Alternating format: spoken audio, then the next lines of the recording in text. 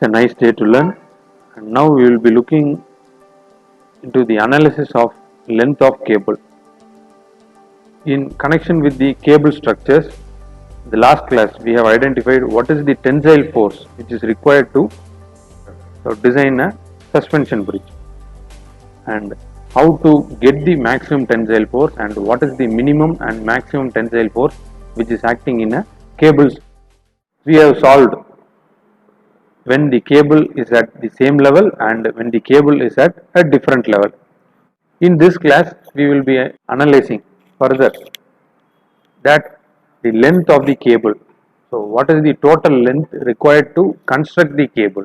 Next thing is stiffening truss, and it is a stiffened girder which is used below the deck. So, below the bridge deck there will be girders in order to transmit the deck load to the girder, and from the girder we transmitted to the suspender bars, and after the suspender bars it will be transmitted to cable. This is the sequence of load pattern, and today we will be looking into these two structures with an example, and these are the three important formula which you have to know in order to solve these oriented problem. You know that if a cable which is having a uniformly distributed load and which is the deck load, and it may have some certain dip here which consists of the maximum YC, and at any section from the center you can assume it as a x distance,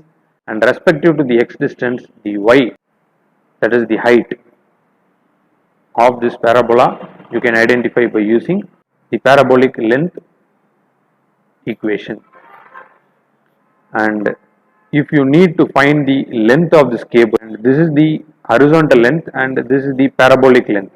So these are the two different type of length which is available, and the horizontal length will be there at the deck level, and the suspension cable need much more length due to its parabolic nature. We can find the length of the cable. Cable is supported at the same elevation. You can take L equal to 1 plus 8 by 3 YC square divided by L. Here the two components are required, that is the horizontal length L and the maximum central dip, this is YC, and if these two components are known, we can identify the length of the cable. This is the parabolic length of cable. And if you have a suspension cable at different levels, you can find the length of the cable by using L equal to capital L, that is the parabolic length, equal to small l, that is the horizontal length, plus 4 by 3 h square by L1, where the L1 is the distance from the highest level. So the A is at the highest level and the dip of the level A to its center, and this is known as h plus YC square divided by L2. So the L2 and the YC are the next components. So from the lowest support, that is from the B, you can measure the maximum dip at the center. It is indicated as YC, the ratio between YC square by L2. So by using this components, you can identify the length of the cables which is at different level. And the next formula is YC. So this is a formula when it is used to identify the temperature displacement, and due to the temperature around the suspension cable, this cable is made up of metals. So all metals does carry temperature stress, and due to temperature stress there will be elongation. So if you need to find the elongation of the cable, so you can find the central dip, that is YC equal to, so L here is the horizontal length and YC here is the dip here. You can use this formula 3 by 16 L square by YC. Alpha is the thermal coefficient and T is the temperature. If you know these components, you can identify at what temperature. Say for example, if it is 60 degree temperature and you have the metal thermal coefficient of certain numbers, and you can find by using the L square by YC ratio. And by these three equations you can find the length and the temperature of the cable. Okay, let us take a problem. A cable is suspended and loaded as shown in the figure. First one is to compute the length of the cable, and second thing is compute the horizontal component of tension H in the cable. So now they have given a cable which is having at different level of support.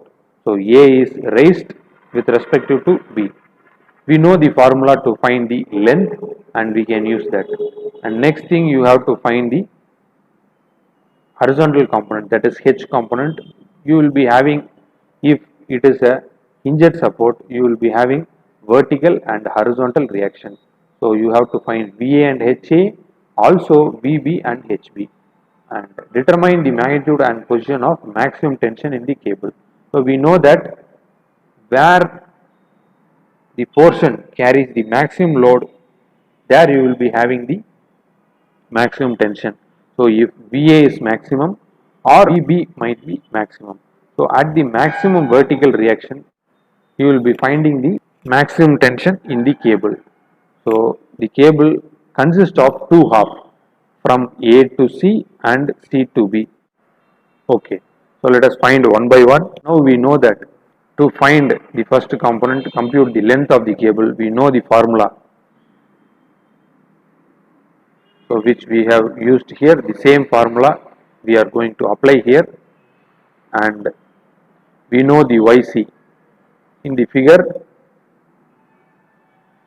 the YC is given as 1.5 and total H is given as 6 meter. And if you substitute, instead of YC plus D, you can substitute the overall distance, which is 6 square. We have to find the L1 and L2. If you know this component, you can substitute here in order to find the length. In the earlier problem, we have discussed this relation, that is L1 by L2 equal to YC plus D divided by YC. So if you root this, you will be getting the value of L1 and L2. Now these two components are unknown, the rest of the components are known. We know that YC plus D is 4.5 is the differential elevation of support, and 1.5 is the YC here, and totally 6 divided by YC is 1.5. So if you root this, you will be getting 2. Now you can cross multiply, you can substitute L1 equal to 2 L2, and if you substitute L1 plus L2 equal to 24, this is the total distance of 24, and you can substitute the L1 to L2. So now you got the value of L2 here, the L2 is 8 meter, and if you substitute here, you will be getting L1 as 16 meter. So L1 and L2 values are known here. Now we can come to this equation, and instead of L1 we can substitute 16, and L2 you can substitute 8. Totally 27.38 meter of length of cable which is required for constructing the cable structure. So during the design this is important. So these parameters, if you have determined, then the design and construction can be proceeded. In order to find horizontal tension, we have a formula, that is WL1 square divided by 2YC plus T. So this formula is already discussed in this previous lecture, you can refer that. W is the weight. So this is the uniformly distributed load, which is 7.5 kilonewton per meter, which is given here, and W is the uniformly distributed load, and length is 16 square, that is L1, divided by 2 YC plus D is 6. So if you substitute this, you will be getting H as 160 kilonewton. In order to find the vertical reaction, that is VA and VB, either you can take the moment at B or A to find the vertical reaction, or you can use this formula. In the previous lecture, I have taken moment about the point. So if you are following that, you will be getting VA into 24, so which will be clockwise, and it will be plus H into 4.5. So the horizontal distance is 4.5, which will be minus, and it will be acting anti-clockwise direction. UDL will be 7.5 meter throughout its length. So 7.5 into 24 into 24 by 2. So this will be anti-clockwise. You can use it as minus equal to 0. So you can equate that in order to find VA. Now in this problem, I have taken a formula. You can use WL by 2 plus HD by L. So both the path will get you the same answer. So now we can try by using this formula. So W is 7.5 and L is 24 divided by 2 plus H into D, horizontal force, which we have found out as 160 kilonewton, and into D is 4.5. With respective to the level B, you are having the horizontal force and the 4.5 as the level. Okay, H is 160 and 4.5 is written here, divided by the total length is 24. So if you simplify, you will be getting 120 kilonewton.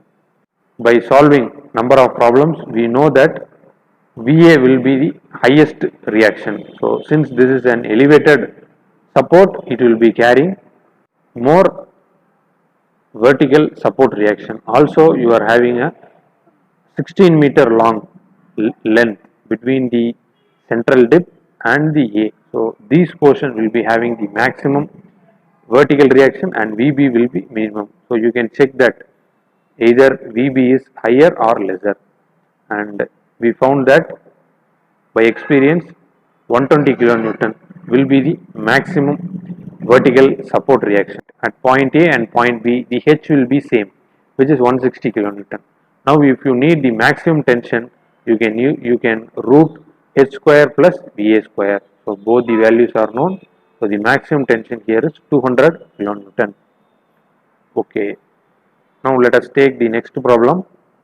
The steel cable of 10 mm diameter is stretched across two poles, that is 75 meter apart, and if a central dip is 1 meter at a temperature of 15 degree centigrade, calculate the necessary stress intensity in the cable.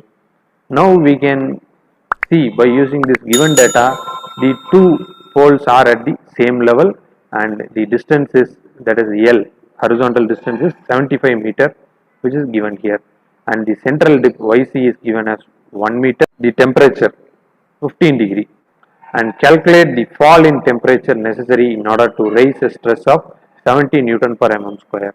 So we have to identify the temperature, at what temperature the stress will be 70 Newton per mm square.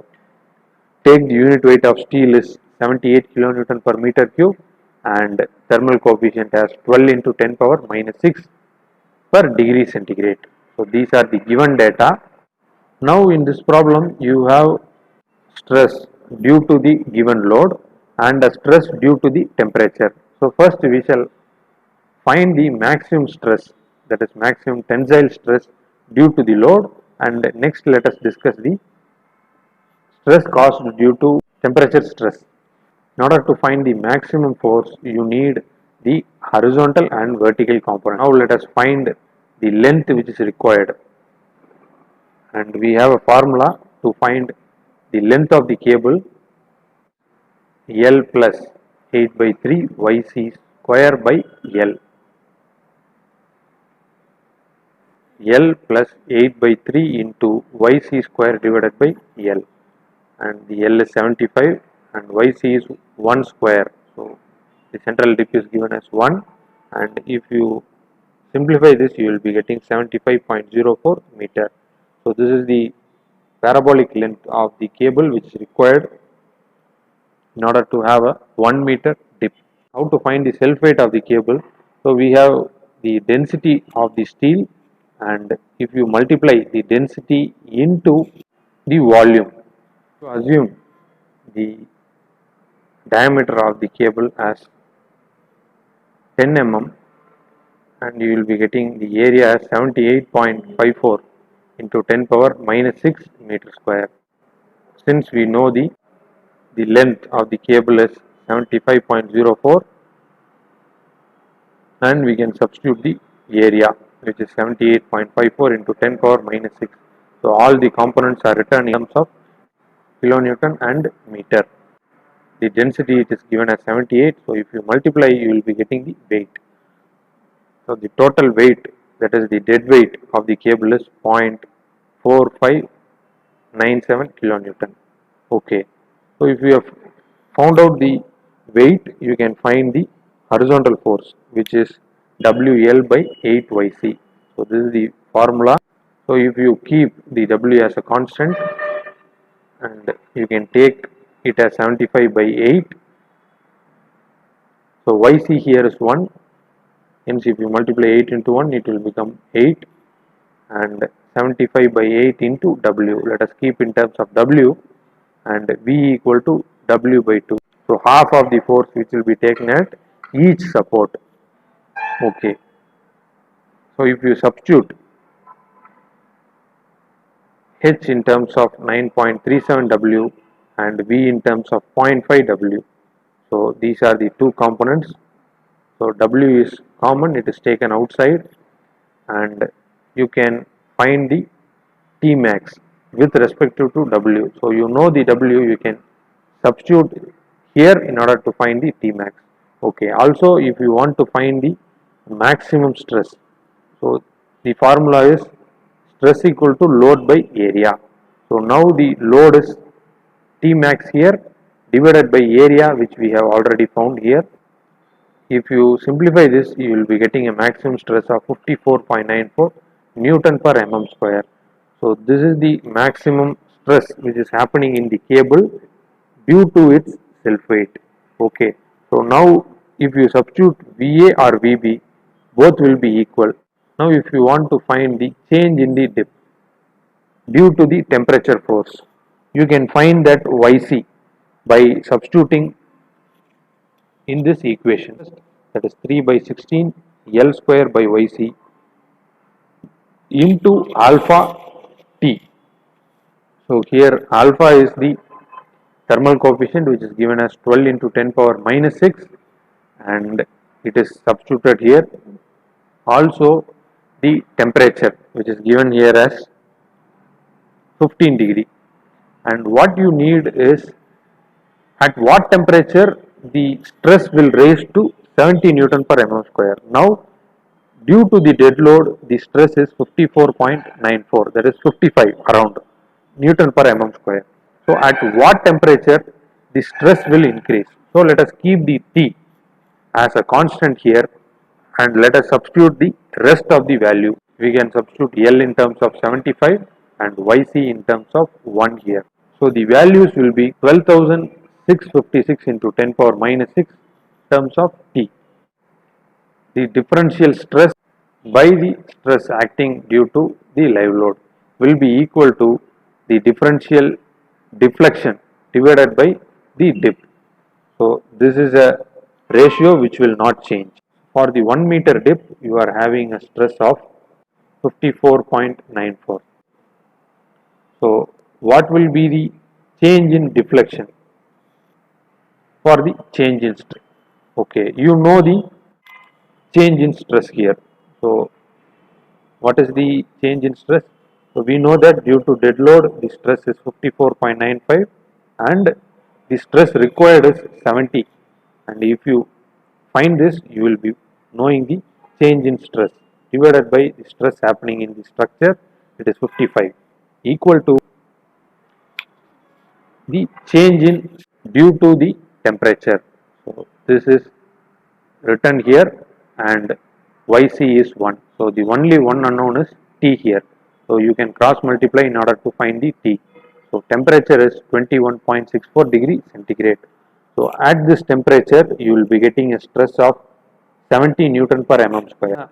Suspension cable, not only due to the dead load, the stress increases, also due to the temperature, the stress increases. So in the analysis, if you consider, and if it is required to consider the temperature stress and the surrounding forces to find the temperature stress, we can find it and adopt for a structure. Okay, now let us take a next different area of analysis. What we have done earlier is we have identified the length of the cable. So the cable might be at different support or the cable might be at the same support. And we have found out the vertical and horizontal forces at the support and also the maximum stress which is happening in the cable. Now what about the girder? So here you will be having a girder which is DEF. So this is a typical suspension bridge which is having a tower of tower A and tower B, you can consider, and at the top it is written as A and B, and you will be having a deck, so which we can make it as D and F. So at the center you will be having a E here, so let it be a hinge here. In this problem they have given E as hinged, so this is a girder, and above this girder you will be having a deck slab. So whatever might be the live load which is moving in this suspension cable, which will be taken by the girder. The stiffened truss which takes the live load. So the girder carries the bending moment and shear force, and it transmits only the tensile force through the suspenders to the cable. So this is the load pattern in the cable structures. Okay, so let us concentrate on the girders here and find the shear force and bending moment in this girder. Now let us understand by using this problem. The two cable of suspension bridge each has a span of 50 meter. So the span of the suspension bridge is given as 50 meter and a central dip of 5 meter. Since the two level of the tower are equal, the central dip is given as 5 meter. Each cable is stiffened by a girder hinged at ends at the midspan to constrain the cable to retain its parabolic shape. It is indicated here that point D, F and E. So these are the 3 points are hinged at the girder end. So there is a uniform dead load of 1 ton horizontal meter span over the whole girder and a live load of 3 ton per horizontal meter at 12 meter long. So you are having a dead load of 1 ton per meter and a live load of 3 ton per meter, which is having a length of 12 meters. Okay, so these dead and live loads are for each girder. Determine the maximum cable tension when the live load is situated on the left hand half of the stiffened girder. Separate the girders into left and right with respect to the point E. Let us keep the live load at the left hand side of the girder as given, and the left hand of the stiffened girder with the right end near the central hinge. So this is the right end which is nearing the central hinge. Okay, this is the condition of load. For this condition, sketch the shear force diagram and bending moment diagram for the girder showing the important values. We have identified the horizontal force and vertical forces in the cable wise. Let us find the shear force and bending moment diagram for this condition of load. Okay, so in order to find that, we need vertical and horizontal reaction. Let us find that. If you consider the girder here, that is DF, there will be VD and VF. We will be considering only the live load here. So let us find the vertical force at D and F due to the live load only. Load and the center point which are 25 meter distance, and both the half will be having 25 meter distance, and let us find the reaction, that is VD and VF. Okay, in order to find the horizontal force, you can find the vertical reaction at So this horizontal force is due to the live load. So due to the live load you will be having a horizontal force, and due to the dead load you will be having a horizontal force.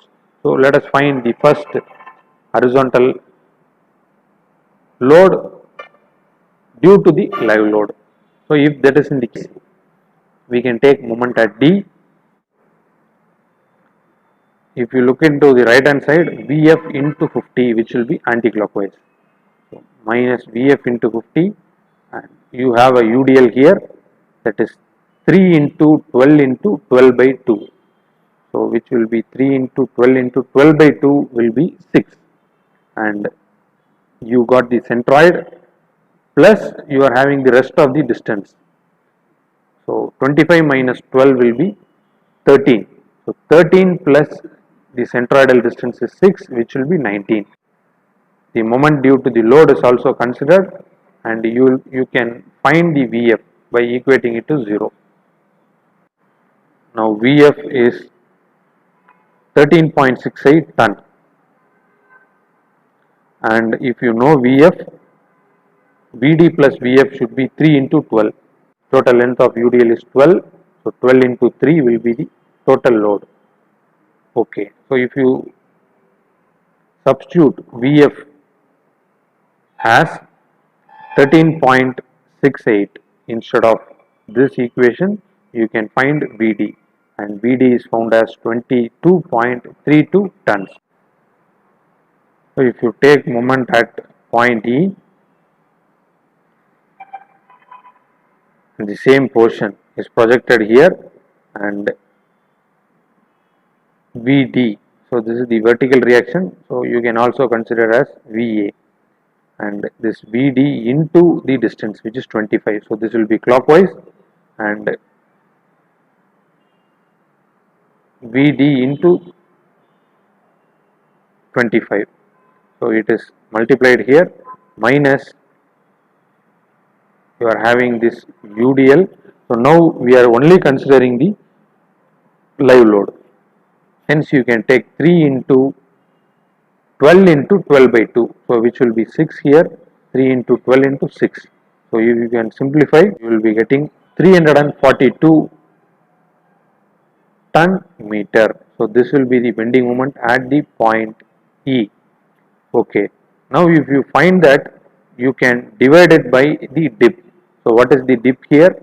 It is 5 meter, and if you find the moment and if you divide it by the distance, you will be getting the horizontal force, and 342 divided by 5 will be getting 68.4 ton.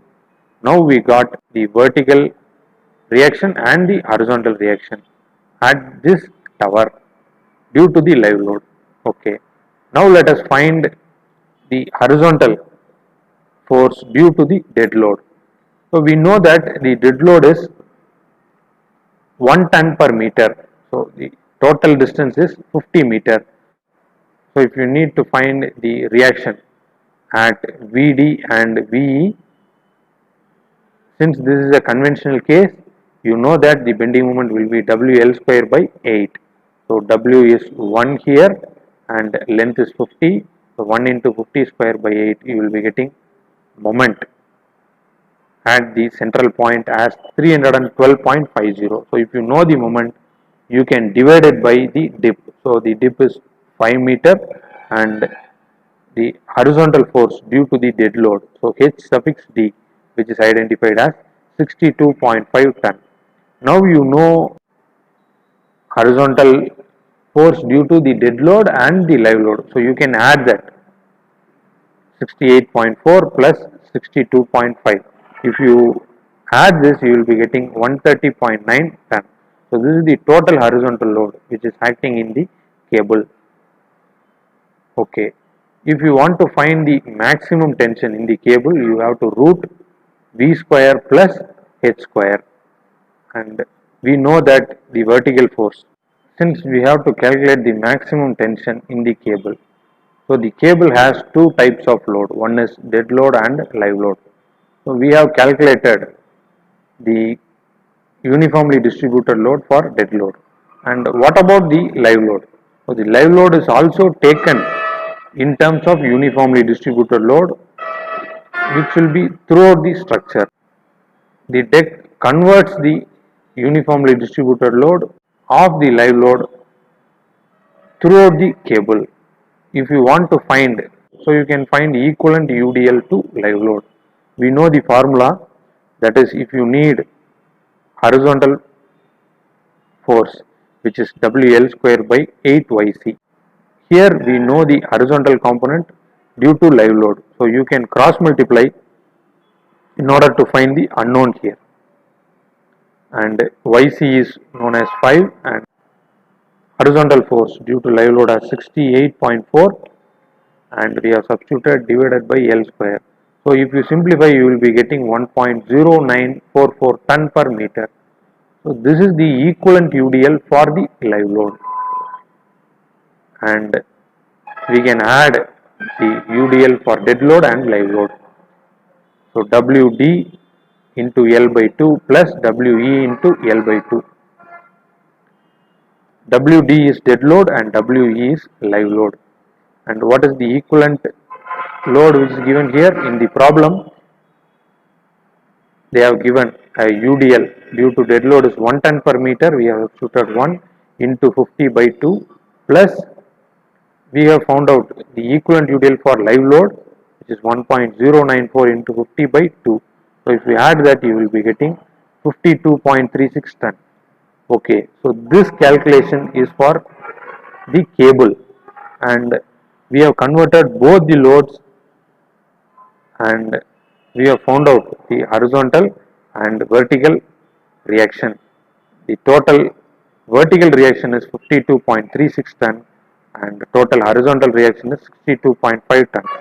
So you can root that in order to find, you can square and root that in order to find the T maximum.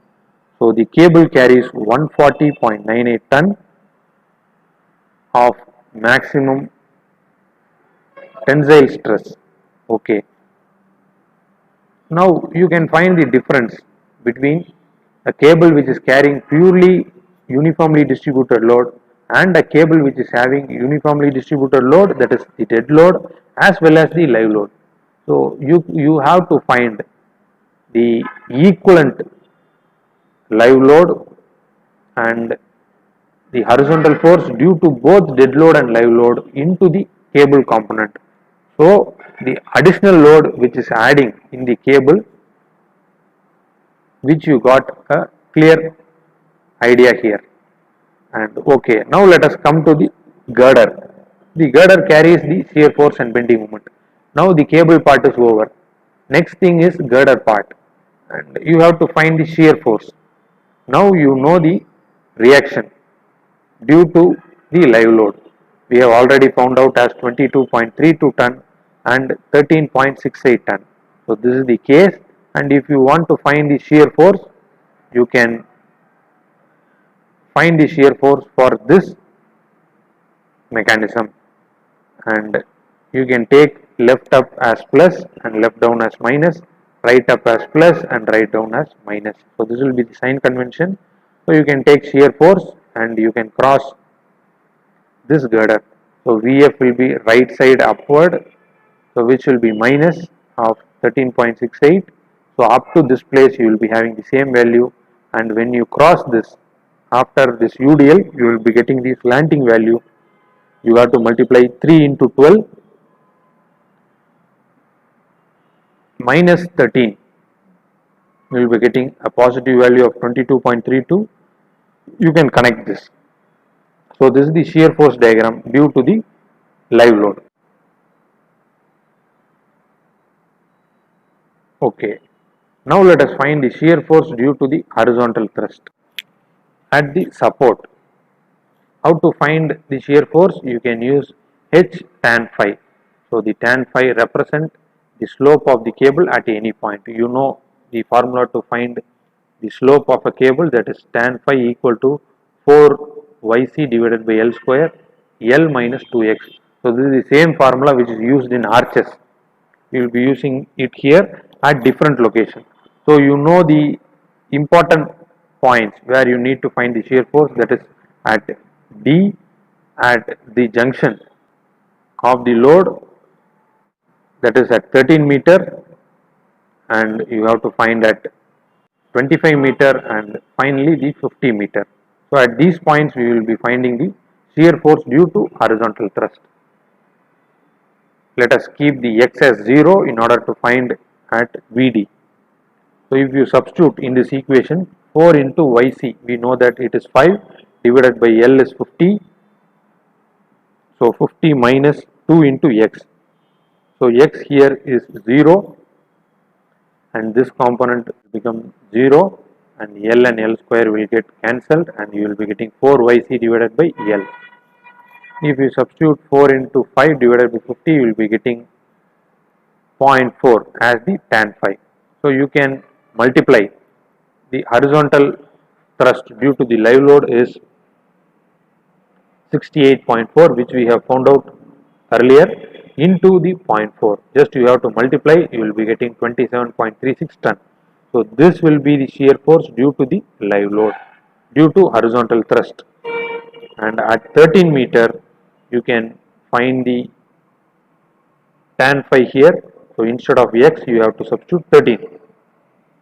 And if that is in the case, if you simplify, you will be getting 0.192, and 68.4 into 0.192 will be getting 13.13. So at this point, you will be getting 13.13. Similarly, you can substitute 25 and 50 in this equation to find the next values. So you got all the values at the critical points, you can connect that. So if you connect with the line, you will be getting the net shear force. The shear force due to the live load and shear force due to the horizontal thrust. What happens finally, you will be getting the net shear force, so which will be lesser in the girder.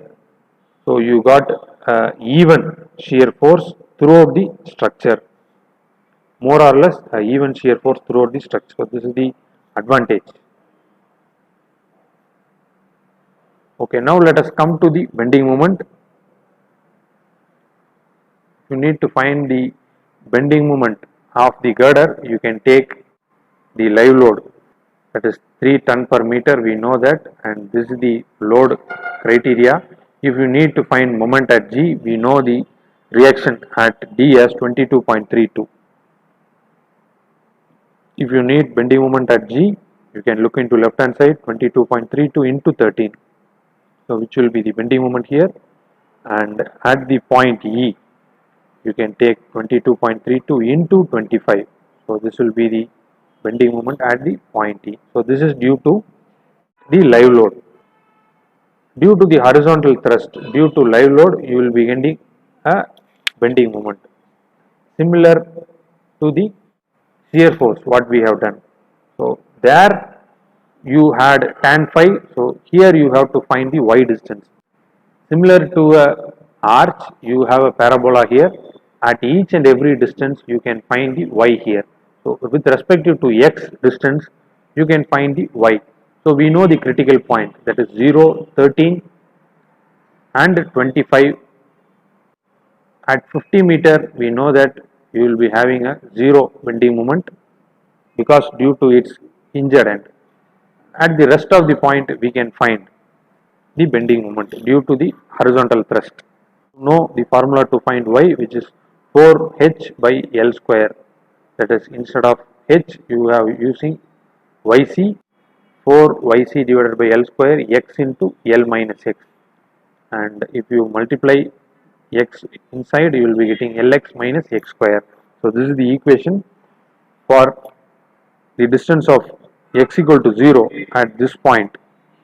You will be getting the bending moment, and if you substitute this as 0, so 0 minus 0 will become 0, and 0 into anything will become 0, and totally this equation will become 0 here. So this is the moment at the point D, and at the point G you can find x equal to 13. So if that is the case, you will be getting mh as 263.20 ton meter. So this is the bending moment, and at 25 meter, that is at center, you will be getting 342 ton meter. So this is the bending moment, and you can draw a parabolic curve which touches all the points. So the right hand half will be the similar, and you can draw the HY diagram. So the bending moment due to the horizontal thrust, and this is the combined bending moment diagram. You have found HY diagram, and that is due to the horizontal thrust the bending moment, and you know the simple bending moment, you can combine these two value. Now you got at mg 290.16, and the HY diagram you got 263.20, so which will be below this, and at each point at E you got 342, and due to the horizontal force also you got 342. So this will be your bending moment. And let us take another problem. A 3-hinged suspension girder bridge has a span of 120 meter and a central dip of 15 meter. The span and the dip is given here. It has to carry a uniformly distributed load of 1 ton per meter. So the girder is only considered here. The suspension bridge data are given. A uniform dead load is given as 1 ton per meter, and a concentrated load of 20 ton is placed at a distance of 30 meter. With comparing with the previous problem, you are having now a point load. So in the earlier problem you had a uniformly distributed load. So if the live load is a point load here, so what will be the case? So determine the maximum bending moment and shear force at section 30 meter from the left hand support. So you have to find the bending moment and shear force at 30 meter from the left hand support. So this is the portion which they have given, and you have to find the maximum bending moment and shear force. So let us apply the concept here. Yes, now let us find the horizontal force due to the dead load. In order to calculate that, we know this is a 3-hinged stiffened girder, and one hinge will be at D, and at center you have a hinge, at the F point you are having another hinge.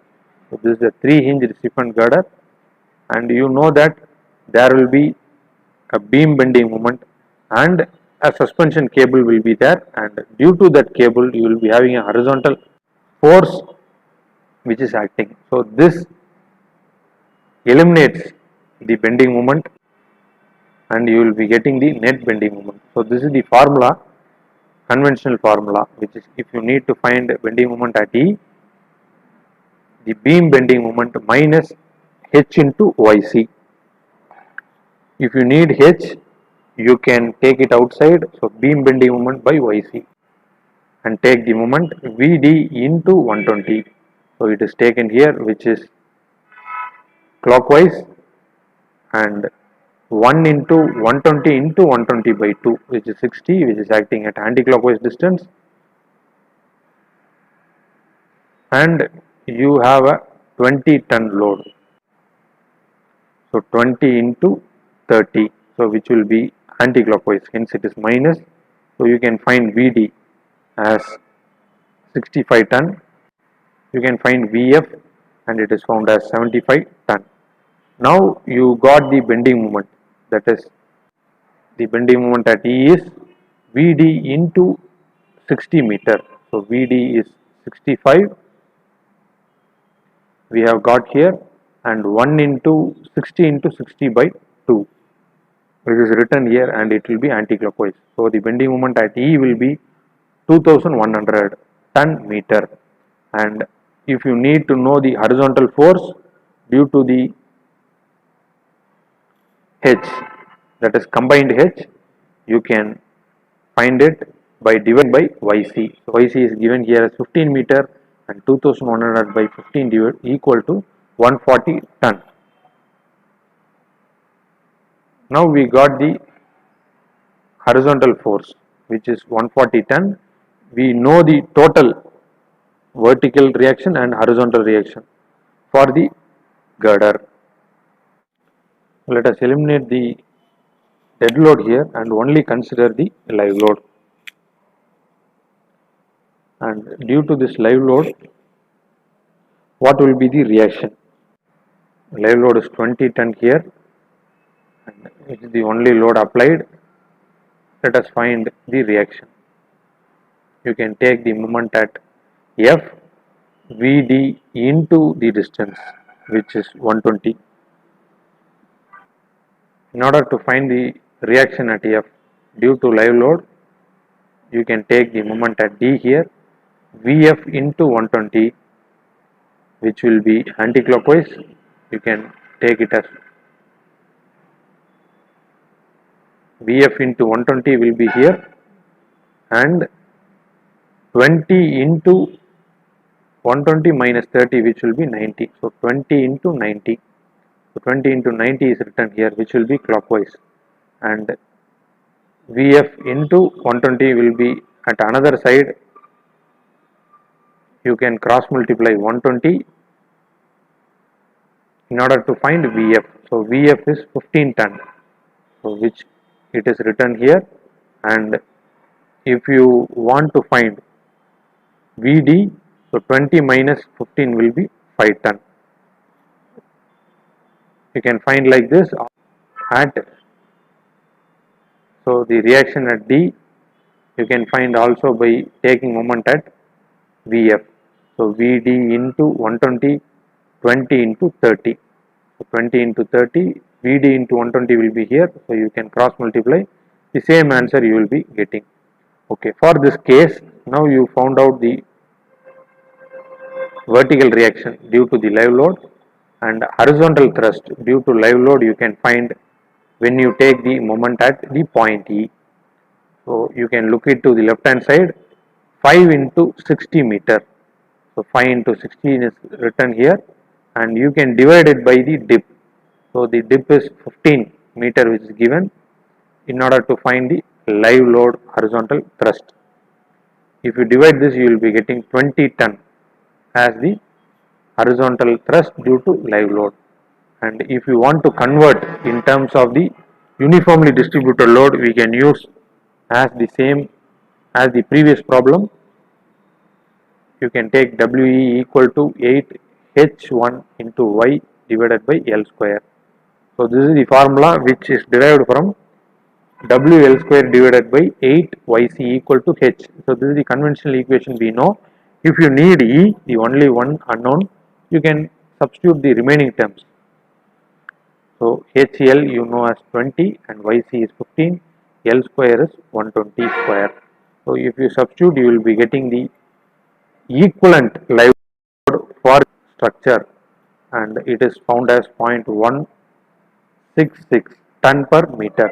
Now if you need the total V, that is weight due to dead load and the live load, the dead load is 1 ton per meter, which we know, and the equivalent live load is 0.166 ton, and if you add that, you know the formula to find V, that is WL by 2. Now the W is due to dead load and live load. So since you have converted the live load into equivalent live load, that is equivalent load, which is 0.116, you can add WD as 1 plus 0.166 into 120 by 2. So 120 by 2 is 60 here. So if you multiply, you will be getting 69.996. So the total vertical force which is known, which is 69.996 square, and the total horizontal thrust which we have found earlier is 140 square. So that horizontal force which we have found, so this horizontal force is total force which is due to the dead load and the live load. So you can use this directly as 140 square, and the total maximum force in the cable is 156.52. Now the cable component is over, the maximum force acting in the cable we have found out. Now coming into the girder part, you have to find shear force. If you need that, you can find by substituting in this formula. So the shear force due to the horizontal thrust, you can use the same H into tan theta. So tan theta we know here. What are the critical points? At the point of 0, at the point of 30 meter, 60, 90 and 120. So these are the points you can substitute in terms of x these values, and you know that horizontal thrust due to live load is 20, which you have found out here, and you can substitute 20 into these values, you will be finding the shear force.